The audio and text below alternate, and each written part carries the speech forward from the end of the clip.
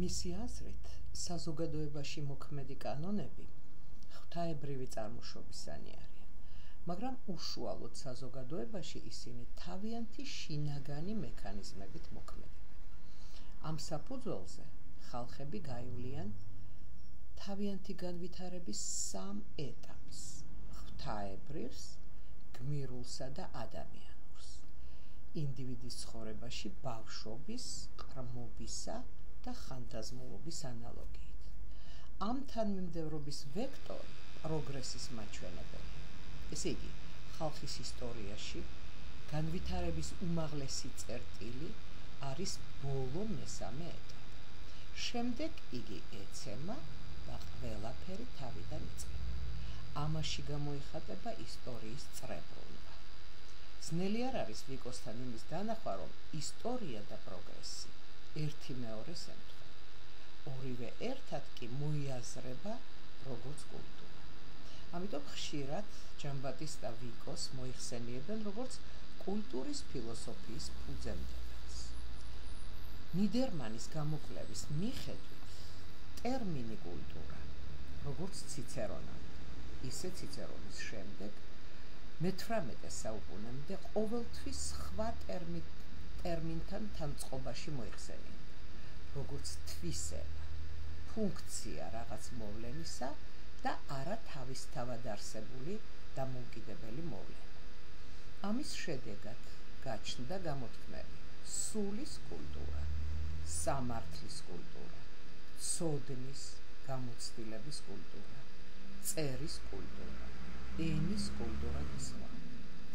ესე იგი, ამჩნევენ და რეფლექსიას ახდენენ სულის კულტურაზე, წერის კულტურაზე, ენის კულტურაზე, მაგრამ არა კულტურაზე როგორც ასეთზე, როგორც თავისთავად არსებულ მოვლენაზე.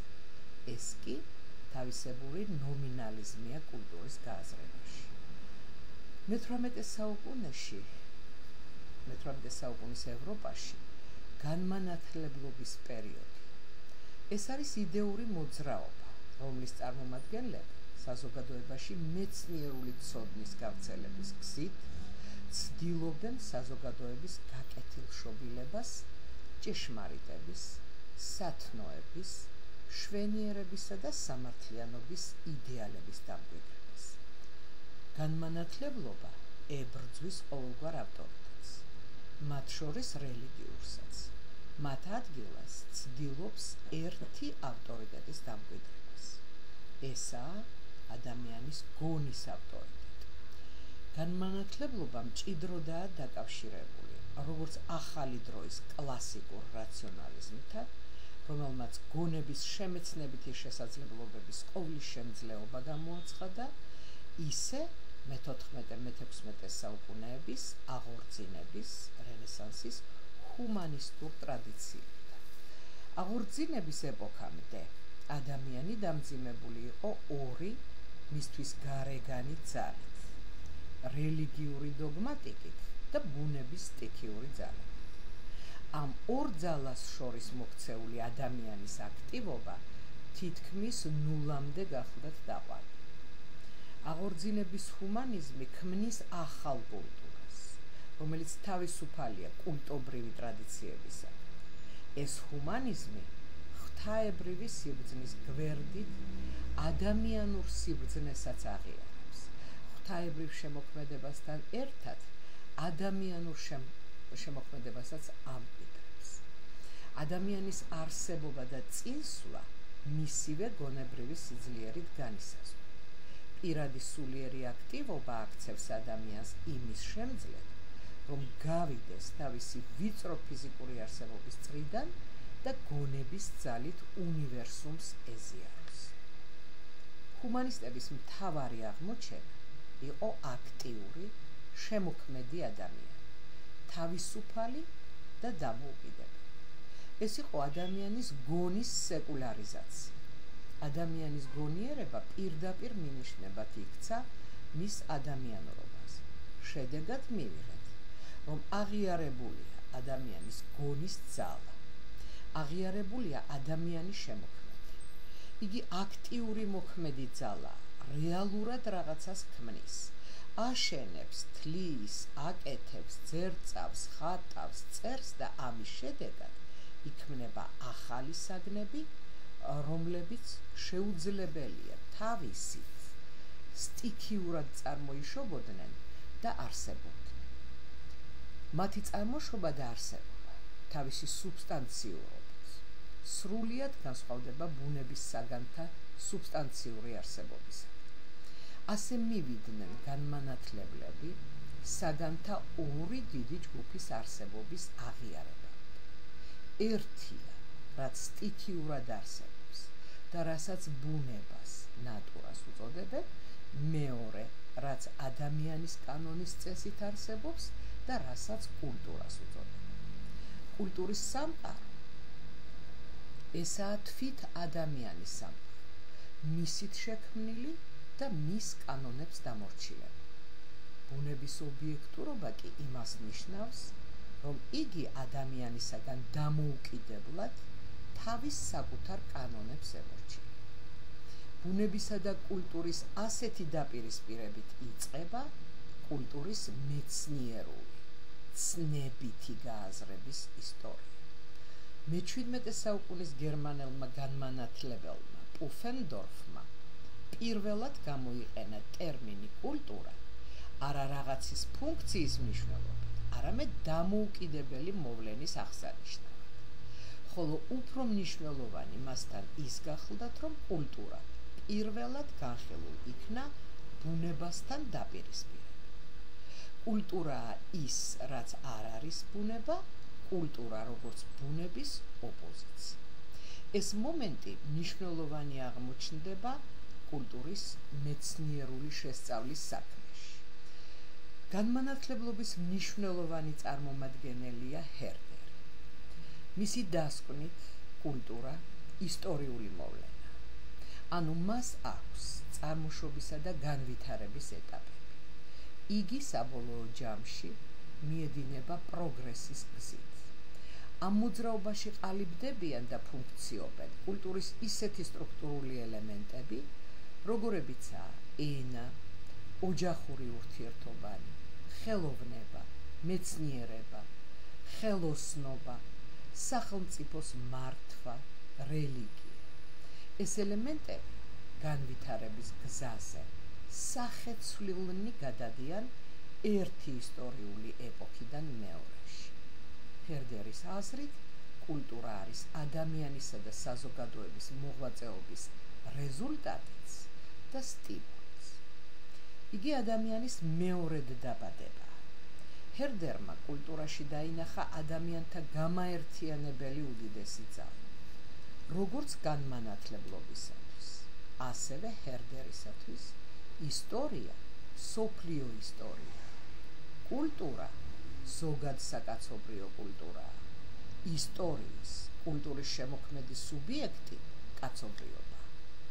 პუფენდორფთან აღნიშნულ ბუნებისა და კულტურის დაპირისპირებაზე ჰერდერთან კიდევ უფრო მეტადაა გამახვილებული ყურადღება. მისთვის კულტურა არის სტიქიური წესით თავისთავად არსებული ბუნებრივი საგნების ხელოვნურ საგნებად გადაქცევის პროცესი და ამ პროცესის შედეგი. ბუნებრივი საგნები არსებობენ ადამიანის ჩაურევლად, კულტურის საგნებს კი ადამიანის გარეშე არსებობა არ შეუძლია. განმანათლებლობის დიდ წარმომადგენელს, კლასიკური გერმანული ფილოსოფიის ფუძემდებელს, იმანუელ კანტს, ბუნებისა და კულტურის დაპირისპირება სხვა სიტყვაზე გადააქვს. საქმე ის არის, რომ ბუნება არა მხოლოდ ისაა, რაც ადამიანის გარეთაა, არამედ ბუნება არის თვით ადამიანშიც. ბუნების არსებითი ნიშანია სტიქიური ფორმით არსებობა და არა ის, თუ საგანი სად იმყოფება ადამიანის გარეთ თუ თვით საგანში. სიტყვები გარეთ და შიგნით სივრცობრივი აზრით კი არ უნდა გავიგოთ, არამედ ადამიანის ცნობიერებისა და ნებელობის ჩართვის აზრით. სტიქიურობა ისეთი არსებობაა, რომელიც მკაცრი აუცილებლობით ხასიათდება და რომელშიც სრულიად არ ერევა ადამიანის ცნობიერება და ნებელობა.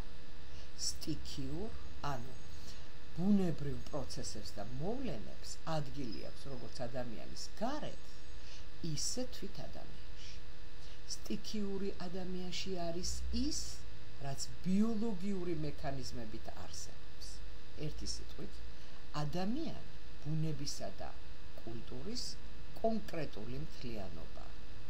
ამიტომ კანტი ბუნებისა და კულტურის დაპირისპირებას თვით ადამიანში პოულობს და ცდილობს მისი გადაწყვეტა ადამიანის ადამიანურობის დადგენას დაუკავშიროს.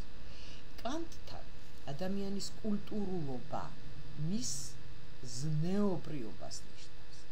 ზნეობრიობის მისაღწევად საჭიროა ინდივიდმა თავის თავში არსებული ბუნებრივი მიდრეკილებანი, ლტოლვები, კულტურულს დაუკავშიროს.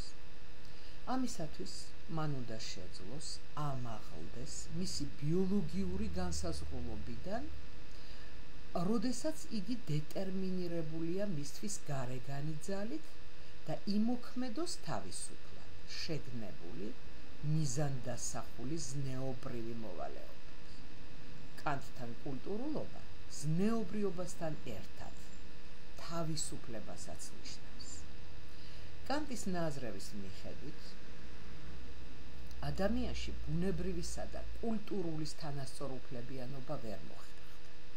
თუმცა კანტი ასეთ მიზანს არც ისახავდა. ბუნებრივი შეეწირა და ემორჩილა კულტურას. რომანტიკოსი ფრიდრიხ შილერი შეეცადა ადამიანში მოერიგებინა ბუნებრივისა და კულტურის, ანუ ფიზიკურისა და ზნეობრივის, გრძნობადისა და გონივრულობის, ტკბობისა და მოვალეობის ჰარმონიული თანაარსებობა. მისი აზრით, კულტურა კი არ უნდა დათრგუნოს ბუნებრივ, არამედ უნდა დაიცვას იგი თავისუფლებისაგან, ისევე როგორც პიროვნება უნდა დაიცვას გრძნობადობისაგან.